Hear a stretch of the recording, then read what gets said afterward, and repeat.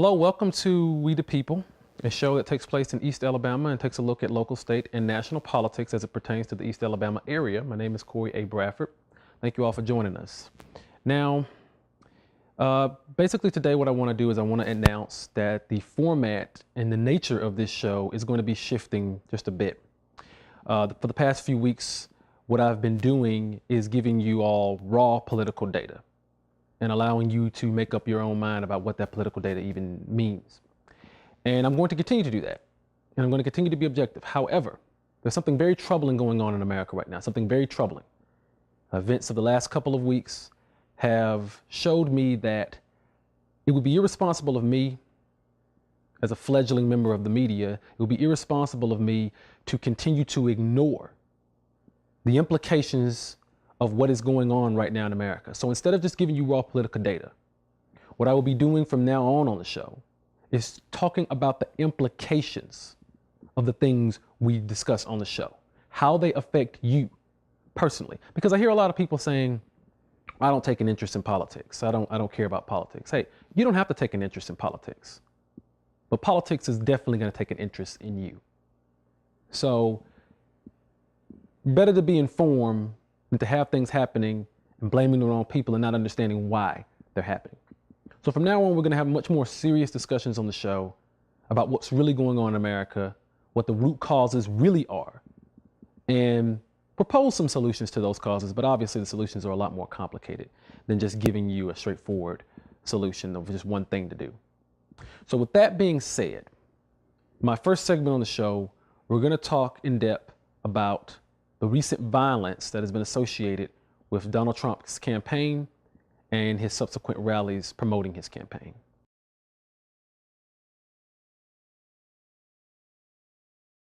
As a startup, an existing small business, or a business looking to scale up, you'll run across this problem. What does my company need out of a website? My name is Joshua Shoemaker. I am a web developer that specializes in creating fast, modern, and responsive websites that can suit all of your needs, and to fit all screen sizes to reach everyone in your audience. If you are or have considered investing into an internal or consumer-facing website or application, then contact me today at joshuashoemaker@takethisstudios.com and use the subject line We the People promo for extended free consulting.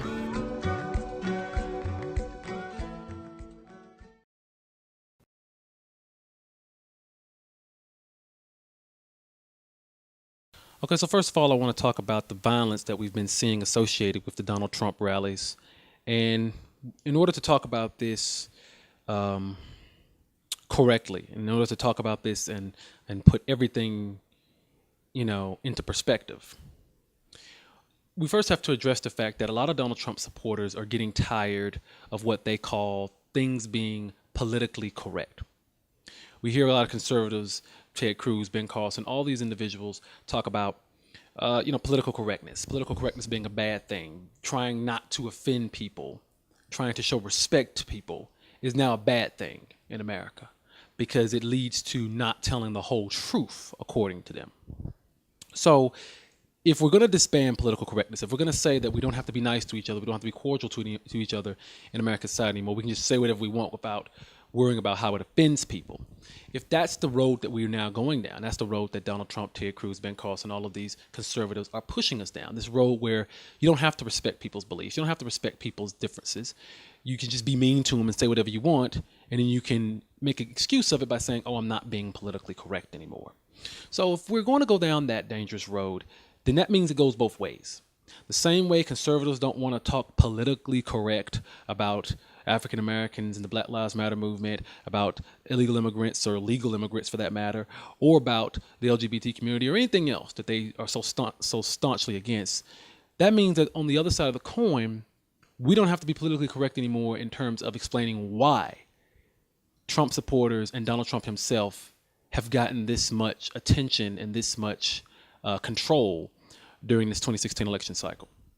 So if we're disbanding political correctness, let's talk about really why we're seeing so much racial violence and tension regarding Donald Trump's campaign. When Donald Trump first got into this cycle, he got popular for one reason and one reason only. He was the first candidate to talk about rounding up all illegal immigrants, forcing them out of the country, and then building some gigantic wall between the border of America and Mexico that will stretch all the way from Texas all the way to California, and keeping them out until they legally apply for citizenship, which will probably become such a much more difficult process than it is now. The goal here is to try to purge America of essentially Mexicans, if we're just being non-politically correct here. So essentially, Donald Trump supporters mainly, not all, but mainly consist of extremely angry, extremely uneducated, extremely poor people who usually live in a rural area or outside the major city. Generally speaking, he is talking to a white base. Now, obviously, he does have a few African-American supporters, a few Latino supporters, but they're very few and far between. He is trying to incite racial anger in southern rural whites and other areas of rural whites in order to create this us versus them environment that he needs to win this election. That is what Donald Trump is essentially doing. Now, the question is, how? How did it get so bad? The racial hatred that we see being expressed at Donald Trump rallies, this isn't new. This is not something that just came up and out of nowhere. This has been brewing in America since Reconstruction. Since the end of the Civil War, the South never got over losing that war. They never got over losing their slaves. They never got over the damage that caused. And so there has been, for now a century and a half since then, constant efforts to try to reinstate some type of environment that resembles pre-Civil War America. But post-1970s, after integration sort of kind of became more acceptable, or at least marginally more acceptable, we saw a drop in violent crimes against races. We saw a drop in attendance and membership of white nationalist groups. We saw a drop in that in the 80s and 90s. Why? Because people just started to accept things a little bit more. So what happened in the last 10 years to cause Donald Trump to rise? A lot of people want to blame Obama. A lot of people want to say, oh, well, Obama is the reason why Donald Trump is getting popular. And I don't think that. I don't think that one bit. I think that Obama definitely, he stirred up racial anger just by being an intelligent African-American man who proved that African-Americans were no longer second-class citizens in this country. And that scared a lot of really rural, really uneducated individuals in the South who saw that as some type of impending doom. Economics has a lot to do with this as well. Prior to the 2000s, African Americans were, generally speaking, so much poorer than most white Americans, even in the South, that it didn't really seem like they had that much control over society. And in the last 10, 15 years or so, we have seen the black middle class dramatically increase. We have seen several African Americans making it into lines of employment that they previously would not have been able to do. And we are seeing southern rural whites become lower and lower in job opportunities, in job growth, in employment, in higher wages, in education in general. And so even though the concerns regarding Islamic extremism are real, the concerns regarding too much immigration is also real, but the hatred and the anger is not really about regulating immigration. It's not about monitoring individuals who come from Syria or anything like that. It's not about that. No one's even talking about that. We're talking about banning all people who follow a certain religion. We're talking about deporting millions and millions of people, destroying lives, forcibly removing people like Nazis used to do before they took the Jews to the Holocaust. We're talking about creating an environment in which America no longer means freedom for all Americans. It only means freedom with people who agree with a certain line of thinking that comes from the government.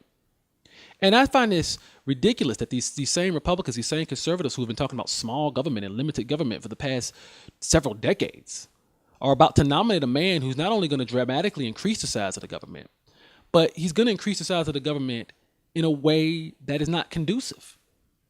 He's not talking about, spending more money on stuff. He's talking about using brute force to enforce a style of thinking, an ideology, and it is going to lead to the collapse of social order here in America.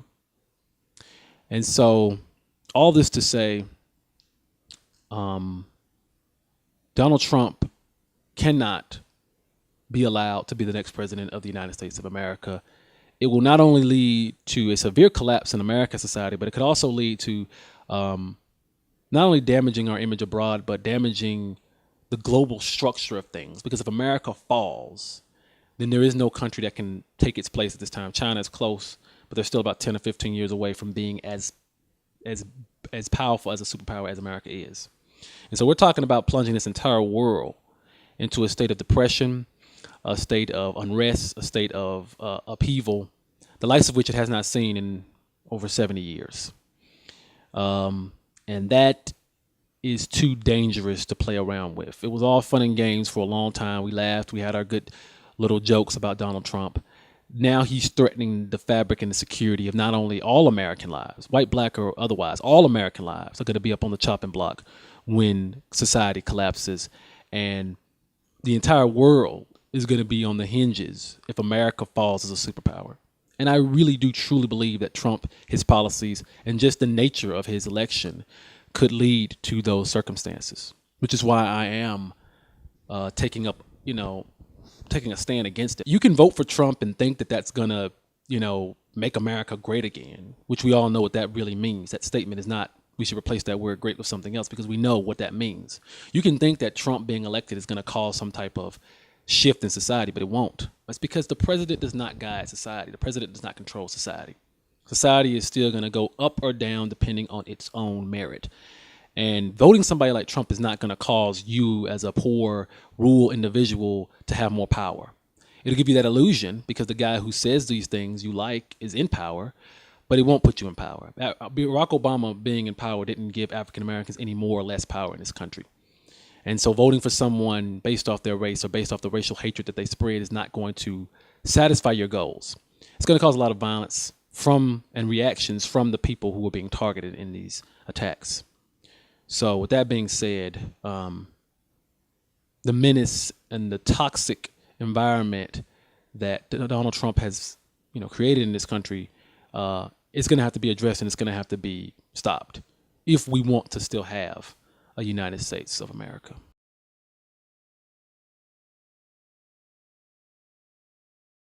Well, with Super Tuesday out of the way, it would seem that Donald Trump is going to represent the Republicans in the general election. Democrats may wonder, why would Republicans vote for this man? Well, ironically, a little over 100 years ago, Democrats did the same thing.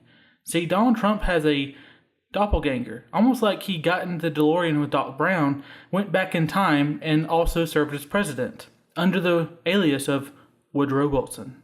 Woodrow Wilson was elected in 1912, and a lot of similarities occur between him and Donald Trump. One of the many similarities between Woodrow Wilson and Donald Trump is the run-ins with Mexico. We all know Donald Trump will build a wall dividing us and Mexico will pay for it. But did you know that Woodrow Wilson had such bad affairs with Mexico that Germany actually tried to go through Mexico to have them attack us as a distraction so the German Empire could attack us from our coast? Yes, and Mexico actually almost did it. This is what catapulted us into World War I. Donald Trump likes to toot his own economic horn when it comes through his business sense and how much he can improve America and make them great and make them money. Well, Woodrow Wilson tried this as well with New Freedom. It had the Underwood Tariff Act, it had the Federal Trade Act, and also the Federal Reserve System, which all gave economic prosperity and security to the United States. It was a three-point stance created by Woodrow Wilson, which is actually almost the same count as companies that Donald Trump has filed bankruptcy for. The huge and unfortunate glaring similarity between these two men is their racism. Woodrow Wilson did not like African Americans and actually supported segregation. He actually segregated Washington, D.C., and created more segregation in the entire country than had occurred since before the Civil War. He segregated his own cabinet. And he went to the extent of saying that hyphenated Americans, which was any immigrant, weren't bred like they used to be. Kind of similar to how Donald Trump likes to separate people based on their religion, their color, and their sexual orientation. Alabama is well known for its beautiful nature and wonderful outdoor scenery. That's why it's up to all of us to help preserve the environment and nature that exists here in Alabama. Try not to litter. Pick up after yourself when you can. Adopt a mile. Do your part to keep Alabama looking like the beautiful state that it is. A message from We the People. All right, welcome back to We the People. On a much lighter note, we're going to continue talking about the 2016 presidential election from a standpoint of actual political data. What we're going to talk about right now real quick is the VP outlook. We're talking about the vice president. A vice presidential pick is as important as a presidential pick. And generally speaking, when an individual who has won a nomination of a party to become president, when that person chooses a vice president, what they're going to want to do is they're going to want to balance the ticket. Basically, what that means is they're going to want to choose someone who is both is a little different from them, both in a sense of ideology and a sense of demographics. So that being said, who are people talking about in terms of VP nominees for the possible presidential nominees? Well, there are 4 people who are probably going to be the next president of the United States. We got old Donald Trump, we got Ted Cruz, Hillary Clinton, and Bernie Sanders. One of these 4 people, barring any crazy things, is going to be the next president of the United States of America. So who would they choose as their VP? Well, Donald Trump has done nothing of any, nothing that has made any sense so far. So why would he make sense with his VP nominee? Donald Trump is more than likely going to choose someone who is just as obnoxious and toxic as he is for his VP nominee. It is very likely that Chris Christie will be the VP nominee.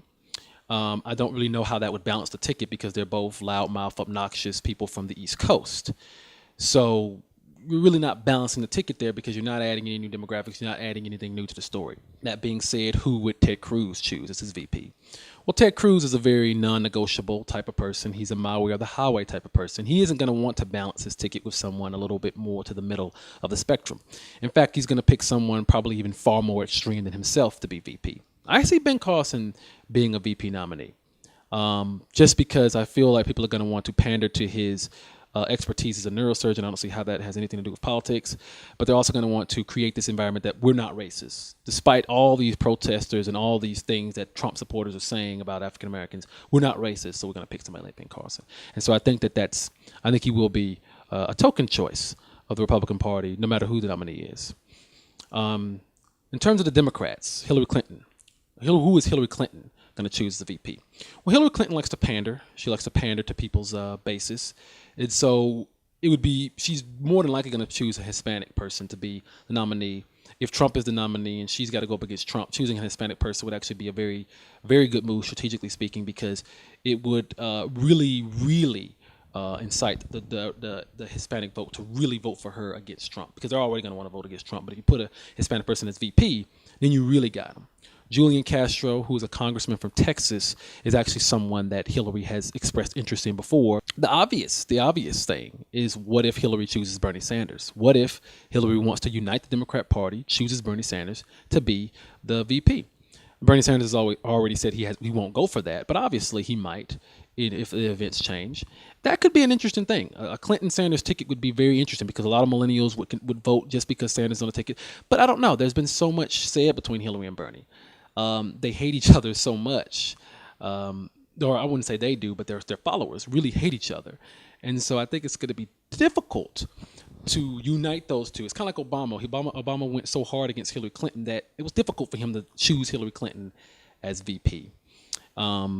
Just because it just didn't look right. These people went against each other and now they're friends. It just looks fake. And so I think that Hillary probably won't choose Bernie. I'm sure she'd put him in her cabinet, but I don't think she'll choose him as VP. I think she'll obviously choose somebody like that, a Latino person. And that's for Bernie Sanders. Well, obviously Bernie Sanders, there's been a lot of talk about Elizabeth Warren. If you don't know who she is, she's a senator in Massachusetts, wonderful person, has a lot of very progressive ideas about America and how we should be doing things. And a lot of people have said that Bernie Sanders would choose her as a VP nominee. The only problem is Elizabeth Warren is such a great asset to have in the Senate. Why would you take someone who could be your powerhouse in Congress and put him in a very meaningless position of VP? I just don't see why he would do that. So I think Elizabeth Warren has already said that she doesn't even want to be VP. So I think that he should leave her in the Senate where she can do more. She'll be able to do more there than she would as VP. And so I think that if Bernie Sanders was really slick and really smart, he'd be looking at Cory Booker. Cory Booker is a senator in New Jersey, and he was formerly the mayor of Newark, and he got national coverage for being the mayor of Newark because he turned that city, which had a huge crime rate and drug problem, and he turned it around like that. And now he is a senator in New Jersey. He's one of the very few African Americans to be a senator. And Sanders Booker, I mean, that would be a very strong ticket because, a lot of people have said that Bernie Sanders has a problem with the African American vote, that Hillary's getting the African American vote, Bernie isn't. Well, Bernie puts an African American young senator like Booker on his ticket, and he got the African American vote right there, right? And you're going to need that vote in North Carolina and Ohio and Florida and places that are going to be really, really contentious this fall. So that being said, Trump is probably going to choose Christie. Cruz would probably choose some unknown, very radical, far-right person. Hillary is going to probably choose a Latino person. And Sanders would be wise to even be at least looking at Cory Booker. But he may choose someone a little different. But whoever he chooses, it perfectly needs to be someone young because Bernie Sanders is quite old and he needs a young person to balance the ticket. And it probably needs to be somewhat of a different demographic to him, a woman or possibly a person of color, just to give the ticket that balance that it's going to need to go up against the racial hatred of somebody like Trump in the fall. I certainly don't feel guilty about being a Republican. I've always been a Republican. My father is, his father was. The whole family is a Republican family. I voted for Dwight Eisenhower the first time I ever voted. I voted for Nixon the last time. Now it seems to me we're up against a very different kind of a man. This man scares me. Now maybe I'm wrong. A friend of mine has said to me, listen, just because a man sounds a little irresponsible during a campaign doesn't mean he's going to act irresponsibly. I mentioned food stamps, and that guy who's seriously overweight went crazy. He went crazy. Amazing.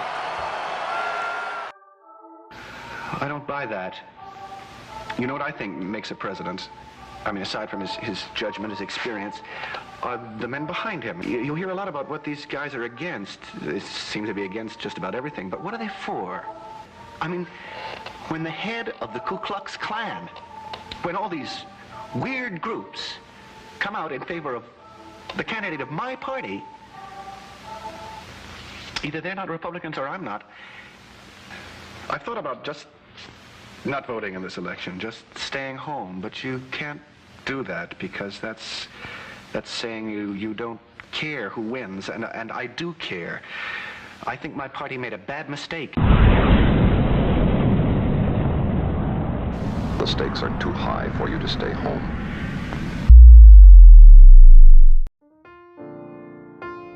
Ever heard of the 12th Amendment? The 12th Amendment to the U.S. Constitution outlines the rules regarding how a president gets elected. For a person to become president, they must receive at least 270 electoral votes. But what happens if nobody running for president gets to 270? In that case, the House of Representatives must elect the president from the top three choices. Each state counts as one vote, so obviously states with an equal number of Republican and Democrat representatives would probably not be able to settle on a candidate. If the House cannot choose a candidate by January 20th, the person elected vice president becomes president until the House can make a choice. If no vice presidential candidate won a majority of electoral votes, the Senate gets to choose the vice president, and that person by default would become president. So our votes only count if enough of us actually do it. I want to thank you all for watching We the People this week. I know this episode was a little bit more radical than the previous ones. And like I said, I try to be as objective as I can when it comes to most things. I don't consider myself a Republican or a Democrat, a conservative or a liberal, although I'm sure a lot of you may believe that I'm more left-leaning because of the things that I've said tonight. But my whole thing hinges on education and intellectualism. We should be looking for not only the best way to do things, but the smart way to do things and the most efficient way to do things. And whenever I see a candidate trying to divide people using race, like Donald Trump is doing, or divide people using religion, like Ted Cruz is doing, I know how toxic that can be for an environment, because I am an avid studier of history. And when you study history, you will see that the biggest, most useless wars that have ever occurred on Earth were either over religion or over ethnic differences. So that being said, if we want to avoid such useless wars and such frivolous death in this world, we cannot give people like Trump and Cruz power. And in all likelihood, one of them is going to be the next Republican nominee for president. I think there are a lot of very competent conservatives and Republicans that live in this country who are just shocked and angered and disgusted by the options that they had this past cycle. I think that they understand that their party's getting a bad rap. I've talked to them. I talk to them all the time. I have several friends who are conservatives, who are Republicans, and they look at this field and they look at these people and they say, what happened? What happened to our party? Why is this happening? And there are a lot of reasons. There's economic reasons, there's social reasons, there's educational reasons. But the fact of the matter is, there comes a time period in history where you have to look at what you've been a part of for the last few years, question it, and if you know it's not the right thing to be a part of, you have to break away from it. So that being said, what I would encourage good-hearted, decent people who consider themselves conservative or Republicans, I don't have anything against you individuals. What I would consider you is to really consider your core values. Really consider how you want to be treated and how you would treat others. And then think about that when you listen to Trump, when you listen to Cruz. Cruz isn't that bad in terms of dividing things, but he is horrible when it comes to understanding other people's philosophies, understanding other ways of life, and he is trying to use religion to divide people. And that to me is even more despicable than race, than using race to divide people. So for all the conservatives who are watching this show, please think about how you would want to be treated if you were the minority. Think about how you would want to be treated regardless. How the freedom of this country is supposed to be for everyone, not just for people who believe a certain thing or who look a certain way. And consider that this fall when you're voting. You probably won't, but I implore you to at least consider it. I want to thank you all for watching. It was a good episode. Have a good night, and I will see you guys next week.